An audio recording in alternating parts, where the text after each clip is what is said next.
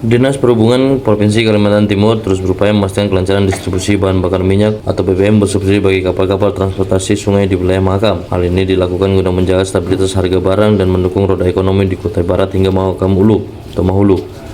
Kepala Disub Kaltim Yusliando mengungkapkan bahwa dari 23 kapal yang diusulkan, baru 13 kapal yang telah diterbitkan surat keputusan untuk mendapatkan kuota BBM subsidi. Yusliando menekankan agar para pemilik kapal lebih tertib dalam mengurus dokumen administrasi. Menurutnya, terganjalnya 10 kapal lainnya ialah persoalan masa berlaku izin operasional dan sertifikat keselamatan kapal yang sudah kadaluarsa. Data menunjukkan dari 23 kapal yang ada, baru 7 kapal yang memiliki izin operasional tetap. Menanggapi hal tersebut, Disub Kaltim memberikan kemudahan berupa penerbitan izin operasi sementara. Saluran distribusi BBM subsidi ini sempat mengalami hambatan sejak 24 Januari lalu. Namun, diakui Yusliando berkat perhatian khusus dari Gubernur Kaltim dan komunikasi yang intensif dan pusat, proses ini mulai menemukan titik terang. Bahkan Kepala BPH Migas melakukan kunjungan langsung untuk meninjau kondisi di lapangan. Sinergi ini diharapkan dapat menyelesaikan persoalan BBM subsidi secara permanen agar harga kebutuhan pokok di wilayah Hulu Mahakam kembali normal. Dari 23 kapal itu, sebenarnya kami sudah menyampaikan ke Kementerian Perhubungan. Hanya saja dari 23 itu 10 yang kemarin belum lengkap.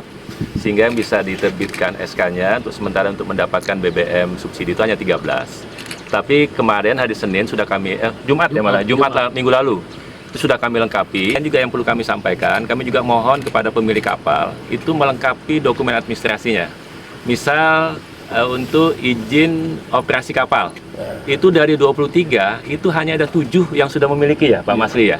Sementara selebihnya belum ada. Nah, kami pun tidak ingin ini karena masalah ini kemudian nggak bisa mendapatkan BBM subsidi. Dan sebab itu kami di subprovinsi itu ada mengeluarkan namanya izin operasi sementara. Dan itu pun waktunya nggak lama tuh. Ada yang hanya 10 hari, ada yang 1 minggu, ada yang 2 bulan. Tergantung kepada sertifikat keselamatan kapalnya. Nah, oleh sebab itu kami juga ingin menghimbau kepada kawan-kawan pemilik kapal untuk benar-benar memperhatikan aspek administrasi ini. Karena aspek administrasi kalau nggak dipenuhi, itu nggak akan dapat BBM subsidi. Misalnya lagi katakanlah izin operasinya sudah ada, kemudian juga surat keselamatan kapalnya ada, tapi kalau surat yang gerak itu SPOG-nya juga nggak ada, ya nggak dapat juga itu BBM subsidi. Jadi sekali lagi kami menghimbau kawan-kawan pemilik kapal, administrasinya mohon diperhatikan. Kami di pemerintah provinsi tidak akan menghambat hal-hal seperti ini, bahkan kami mempercepat.